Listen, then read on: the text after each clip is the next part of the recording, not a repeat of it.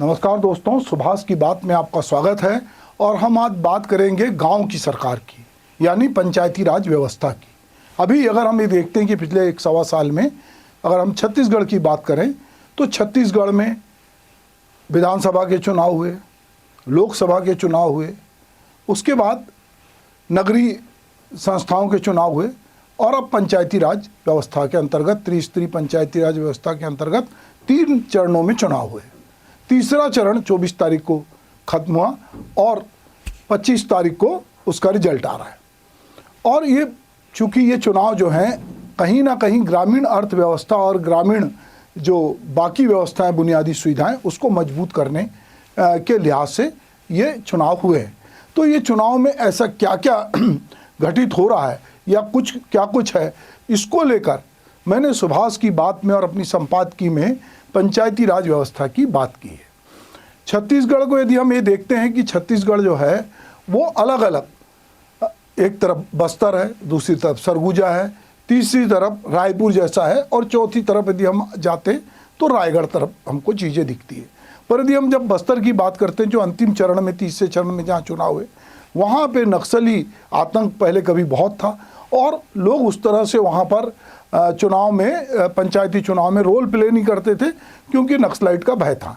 पर इस बार लोगों ने बड़े पैमाने पे वोटिंग की और उन जगहों पे जहां कभी मतदान नहीं हुआ था उसमें लोगों ने वोट डाला। हम देखते हैं कि गांधी जी के ग्राम स्वराज की कल्पना को लेकर पंचायती राज अधिनियम 1992 आया और संशोधन हुआ संविधान में और पूरे देश में पंचायती राज व्यवस्था लागू हुई।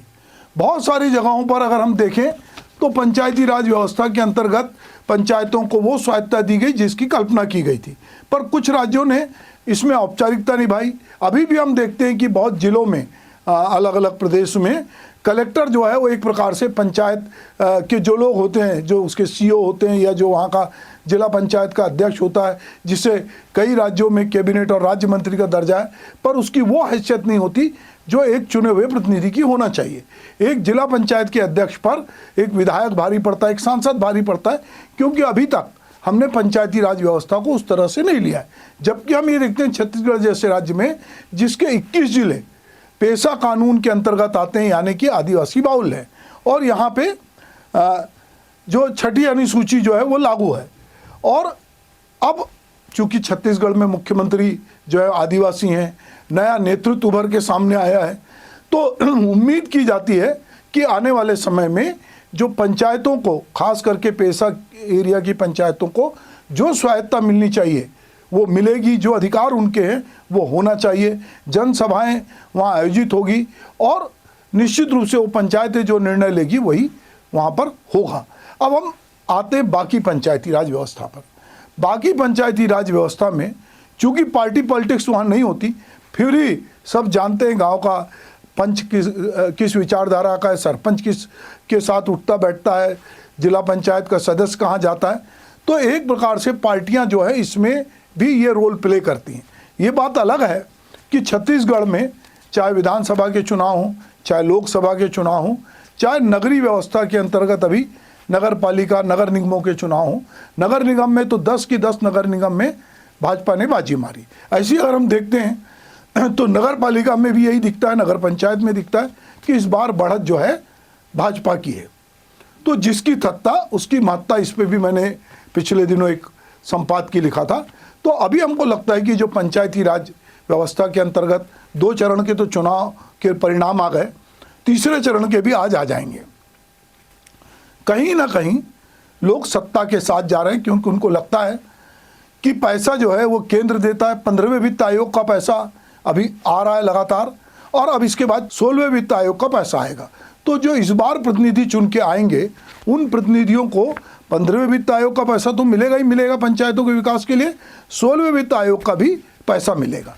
छोटी से छोटी पंचायत को अगर हम देखते हैं तो वित्त आयोग का 5 से 6 लाख और बड़ी पंचायत को 25 से 30 लाख मिलते हैं। इसके अलावा यदि हम देखें कि पंचायतों को यदि समग्रता में मिलने वाले पैसे की अगर हम बात करें अलग अलग योजनाओं से, तो छोटी पंचायतों को 25 से 30 लाख मिल जाते हैं, बड़ी पंचायतों को 1 करोड़ रुपए तक मिलता है।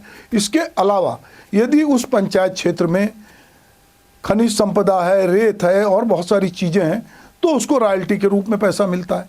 यदि वो पंचायतें नगरीय क्षेत्र से लगी हुई हैं तो निश्चित रूप से वहाँ पर कॉलोनाइजर को कॉलोनी बनाना है, किसी को फैक्ट्री लगाना है, किसी को और कोई निर्माण कार्य करना है, तो जो भी अलग अलग आर्थिक गतिविधियां चलती हैं उसके बदले भी पंचायतों को रॉयल्टी मिलती है। ये एक तो उनके पास भी काफ़ी पैसा आता है।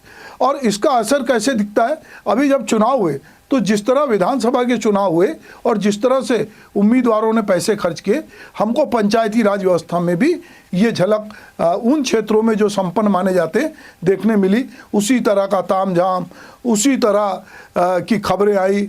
आबकारी विभाग ने 6 जिलों के आंकड़े जारी किए कि इतनी अवैध शराब पकड़ी गई। ये भी सुनने आया, बहुत सारे लोगों ने कहा कि साड़ी भी बटी, मुर्गा भी मिला, बोकरा भात भी मिला और बहुत सारी चीज़ें मिली, यानी और पैसे भी नगद मिले।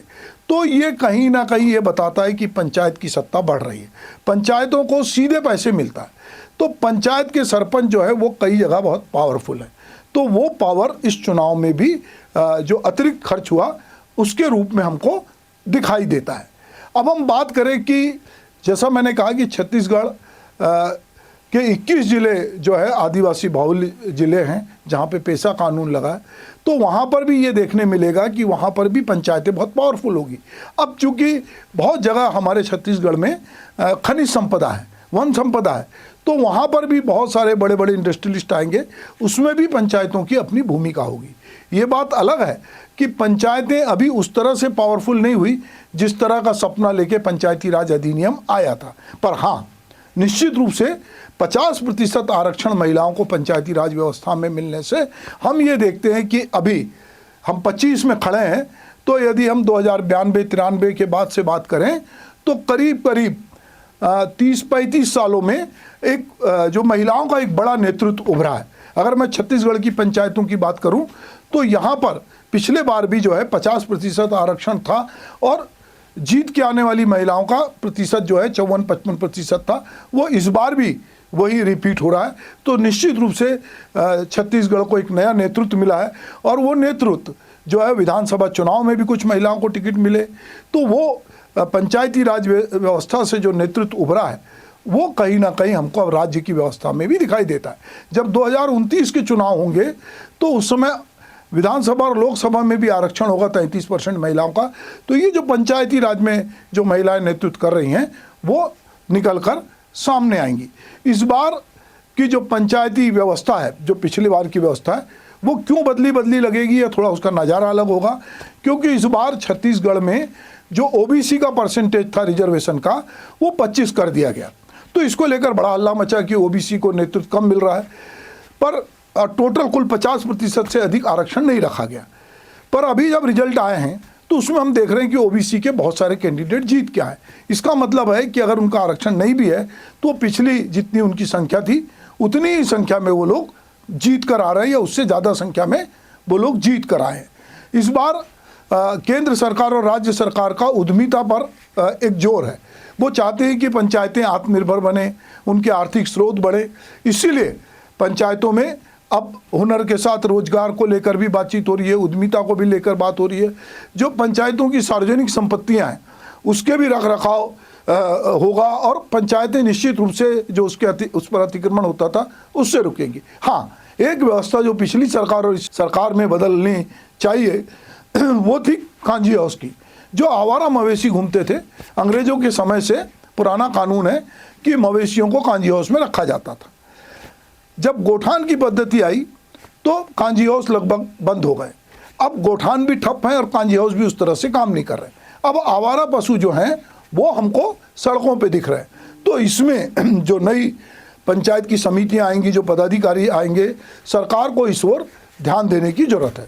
पंचायत एवं ग्रामीण विकास विभाग के अंतर्गत संचालित होने वाली बहुत सारी योजनाएं जिसमें पंचायतों की अहम भूमिका है, चाहे वो स्वास्थ्य का मामला हो, शिक्षा का मामला हो, वहाँ की सड़कों का मामला हो, उनके संजाल का मामला हो। उम्मीद करते हैं कि पंचायतें ज़्यादा मजबूत होंगी, उनको काम करने के ज़्यादा अवसर मिलेंगे और जहाँ कहीं भी उनका हस्तक्षेप होना चाहिए, जिस तरह से हम देखते हैं खनिज जो है, ख़ास करके रेत का जिस तरह से दोहन हो रहा है, वो भी दोहन बंद होगा और बहुत सारी चीज़ों पे पंचायतें नज़र रखेंगी। केवल ऐसा ना हो कि पंच चुन के आ गए, सरपंच चुन के आ गए, जिला पंचायत के अध्यक्ष चुन के आ गए और वो केवल जो है नाम मात्र के रहे, तो इससे अंततः फिर जो है वहाँ ब्यूरोक्रेसी हावी होगी।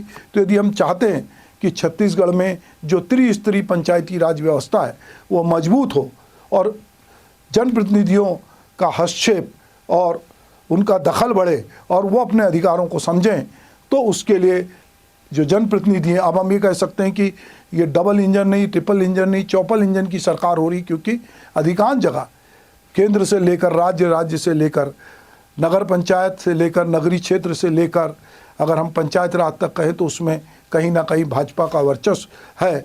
तो उम्मीद करते हैं कि गांव-गांव में इसकी अनुगुण सुनाई देना चाहिए। अगर मनरेगा जैसी योजना है और रोजगार की गारंटी देती है तो लोगों को रोजगार मिलना चाहिए। गांव में जो भी इंफ्रास्ट्रक्चर है उसमें क्या कुछ किया जा सकता है, गांव की अपनी आइडेंटिटी क्या है, गांव में ऐसी कौन सी चीज़ें हैं जो गांव को एक नई पहचान देती है, इस तरफ यदि पंचायत के लोग ध्यान देंगे तो निश्चित रूप से जो 73वें संशोधन के माध्यम से 1992 में जो पंचायती राज व्यवस्था की गई थी वो फलीभूत होगी। और इस बार छत्तीसगढ़ में चूँकि एक नवाचार भी है कि इस बार निश्चित रूप से जो प्रतिनिधि चुन के आ रहे हैं वो पहले से अलग हैं, तो ये जो गांधी जी का ग्राम स्वराज है उसकी कल्पना यदि साकार होती है और पंचायतें आत्मनिर्भर बनती हैं तो निश्चित रूप से हम उम्मीद करते हैं कि आने वाले समय में, जिसके बारे में कहा जाता है कि जो भारत है वो हमारा देश गाँव का देश है, तो यदि गाँव का विकास होगा तो उसमें पंचायतें अहम भूमिका निभाएंगी और अलग अलग जगह जो बहुत सारी कुरीतियाँ, विसंगतियाँ, मनमुटाव, सामाजिक भेदभाव दिखता है उसको भी ये दूर करेंगी। पंचायतों के ऊपर ये भी जिम्मेदारी होगी कि गांव में किसी स्त्री को टोनी के तरह के लिए प्रताड़ित ना किया जाए, किसी जगह जात पात का भेदभाव ना हो, ऊंच नीच का भेदभाव ना हो और सब समानता से रहें और गांव को विकसित करें। क्योंकि गांव में अब सड़कें हैं, मोबाइल का नेटवर्क है। और अगर हम बात करें नक्सल क्षेत्र की तो ये सरकार ने कहा है कि 2026 मार्च तक वो नक्सलवाद को ख़त्म करेंगी। तो जिस तरह नक्सली क्षेत्र में लोगों ने बढ़ चढ़ के वोट डाला है और जिस तरह से एक नया नेतृत्व उभरा है वो भी हमको आशा जगाता है कि ये पंचायती व्यवस्था जो है छत्तीसगढ़ में और मजबूत होगी। नमस्कार।